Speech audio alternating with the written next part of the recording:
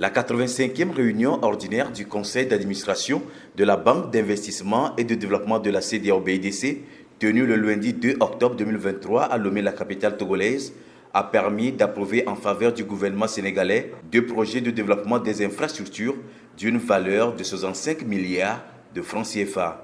Loin d'un montant de 50 milliards de francs CFA est accordé pour le financement partiel du projet de développement des infrastructures dans le district 4 de la ville urbaine de Diamniadio. S'inscrivant dans le cadre du plan national de développement du Sénégal, ce projet devrait soutenir le développement et l'urbanisation du triangle Dakar-Mbour-Thiès. Le second projet, dont le montant alloué s'élève à 15 milliards de francs CFA, concerne la construction d'une autoroute de 200 km reliant les principales villes côtières du Sénégal. Road is very, very critical for us to boost trade, for economic activities, for jobs promotion. Road is very important. It's one of the infrastructure that we need to build in our sub-region if we want to fight poverty. Even though the amount, as I mentioned, was contracted by the government of the Republic of Senegal, the project has a regional implication because one of the roads will go through Senegal to Mauritania. It will actually strengthen regional integration and also boost trade.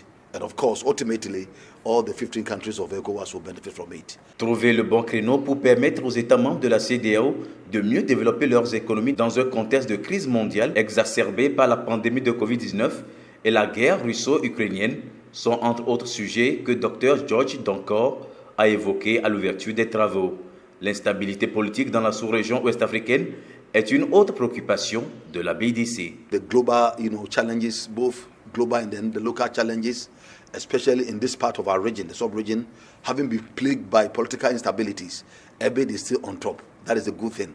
The reason is simple, because we have put the necessary governance and necessary risk measures in place to be able to ensure that we are not so much impacted by the global trends and the political instability we have in our region.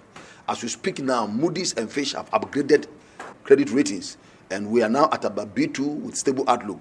This underscores the improvement in both financial and operational performances. Depuis plus de 40 ans, la banque dont le siège est érigé à Lomé au Togo s'évertue à soutenir les États membres afin qu'ils puissent relever les défis infrastructurels, sociaux et institutionnels dans la sous-région.